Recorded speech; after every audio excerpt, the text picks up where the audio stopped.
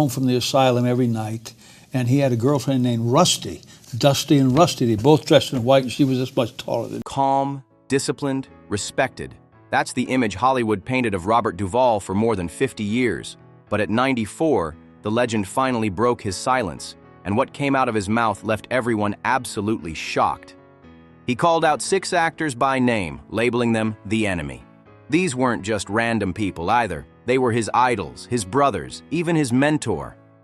Before we dive in, don't forget to hit that subscribe button. It only takes a second. Now let's get into it, because when you hear who made his personal blacklist, you'll be floored. Al Pacino, when brotherhood turned to war. Few friendships in Hollywood ever burned brighter than Robert Duvall and Al Pacino's. Back in the 1970s, these two were inseparable, sharing a small apartment in Beverly Glen, splitting rent, living off canned noodles, and trading wild dreams about the future.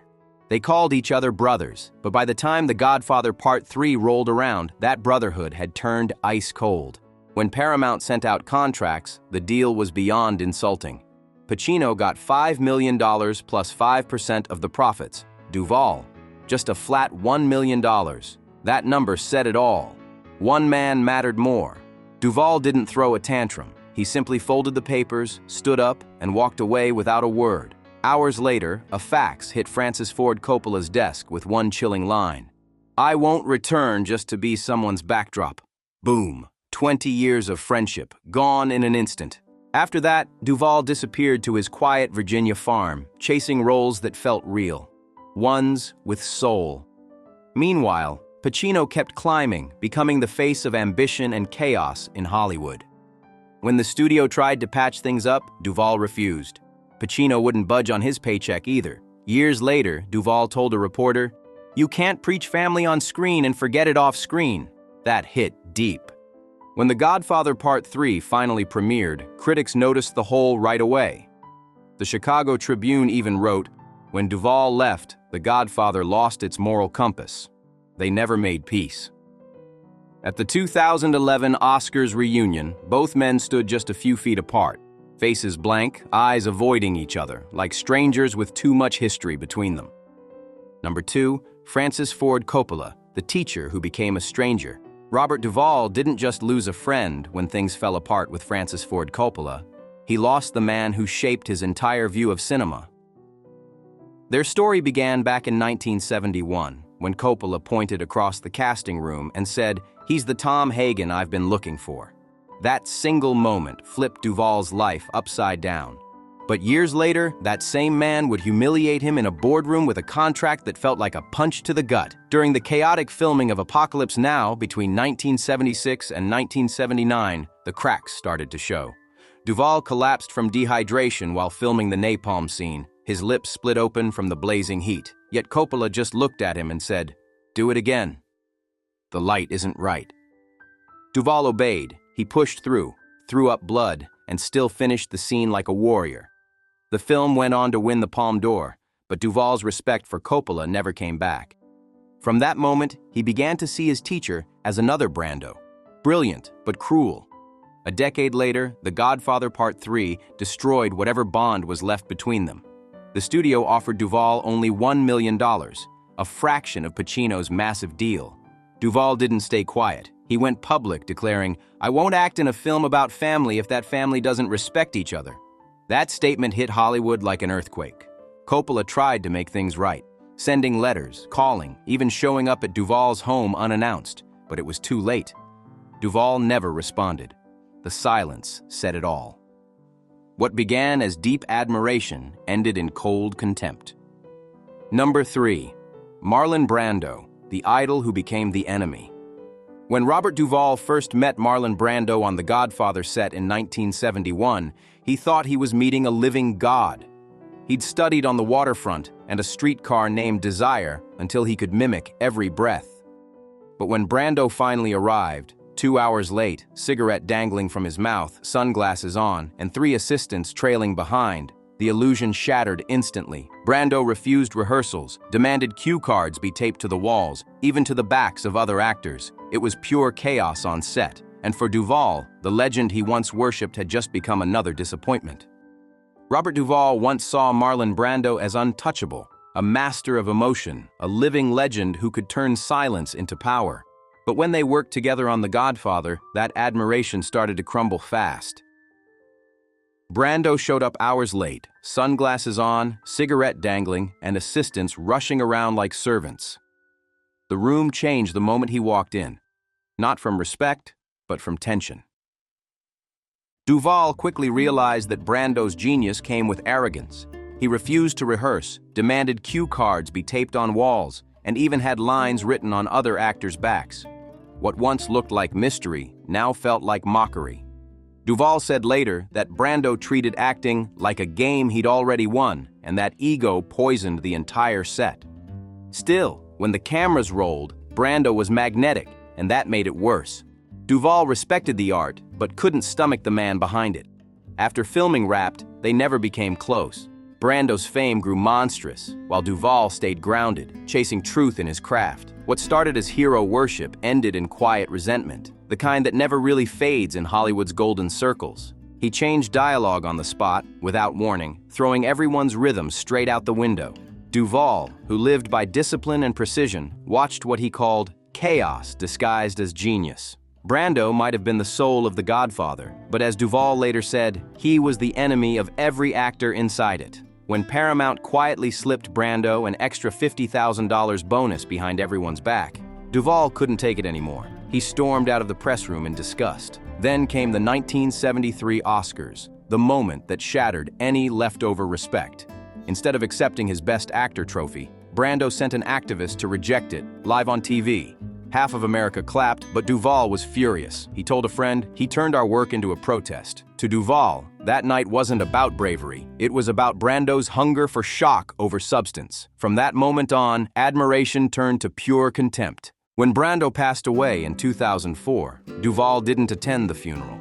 He simply sent Francis Ford Coppola a white card with 3 cold words: "Let it end." For him, the man who once embodied art had become the perfect symbol of everything fake and self-absorbed in Hollywood. Number 4. Stanley Kubrick, the genius Duvall called an enemy of actors. Robert Duvall didn't just dislike Stanley Kubrick, he despised what he stood for. At a 2010 Hollywood Reporter roundtable, he shocked everyone when he said, "To me, the great Stanley Kubrick was an actor's enemy. I can point to movies he's done. The worst performances I've ever seen." The room froze. Ryan Gosling's eyebrows shot up. Jeff Bridges gave an awkward laugh, but Duvall didn't crack a smile. He meant every single word. His anger wasn't personal, it was philosophical. Duvall believed Kubrick's obsession with control destroyed real emotion. Forcing actors through 70, 80, even 100 takes wasn't dedication, he said. It was cruelty wrapped in perfectionism. How can he tell the difference between the first take and the 70th? Duvall asked. Kubrick didn't direct actors, he drained them. That belief only hardened after Duvall watched the BBC's making of The Shining. Seeing Shelley Duvall swing that baseball bat 127 times while Kubrick's voice shouted, "Do it again!" hit him hard. It looked like pure torment. Later, Duvall revealed that Kubrick once invited him to discuss a role in the Aryan Papers, but the meeting left him frozen inside.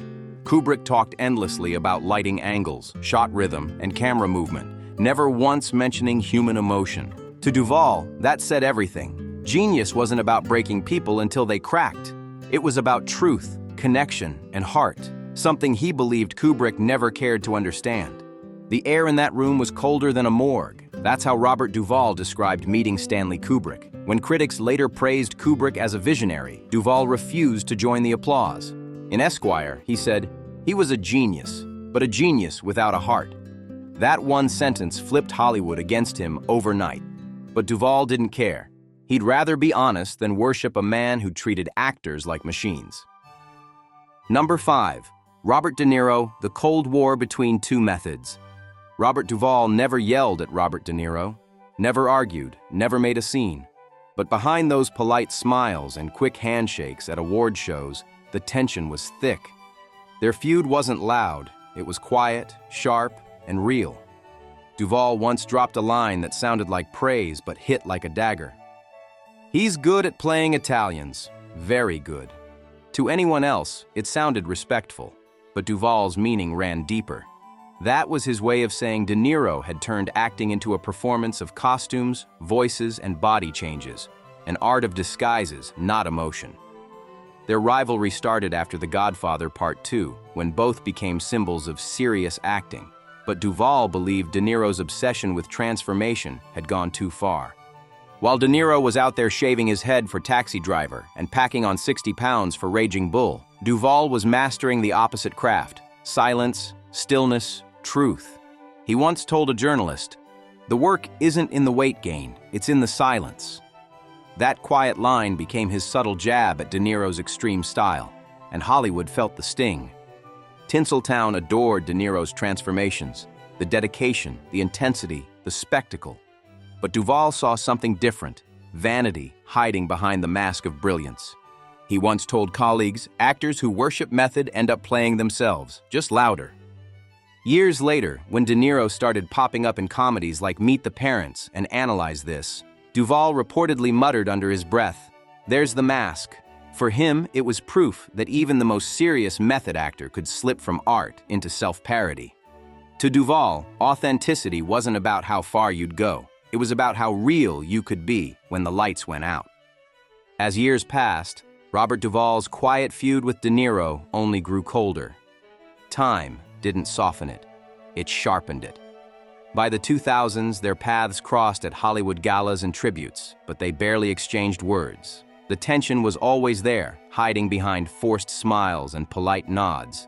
Duvall once told a friend, "He became everything the industry worships, and nothing I respect."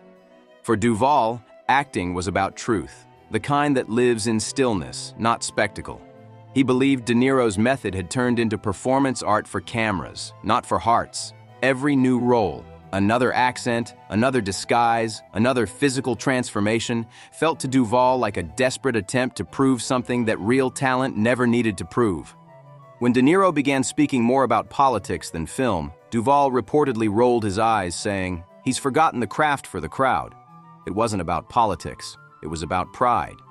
To Duvall, De Niro had traded sincerity for spotlight, and that was unforgivable. Still, deep down, there was respect, the kind born from shared struggle. Duvall never denied De Niro's talent. He just couldn't stand what fame had done to it. Their story wasn't about hate. It was about two masters divided by what they believed acting truly meant. Robert De Niro never snapped back. He stayed cool, composed as ever. And when asked about Duvall, he simply said, "Bob's a serious actor. We just have different energies." That was his polite version, the Hollywood-friendly line. Behind the scenes, though, both men avoided each other for decades. No calls, no collaborations, no peace. Number 6. Bruce Beresford. The Oscar that left a scar.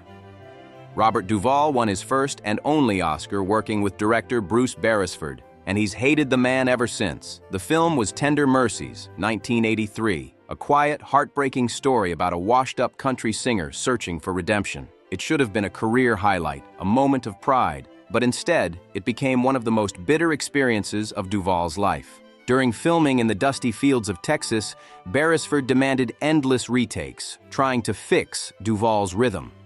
Finally, Duvall snapped, telling him, "A drunk man never speaks slowly."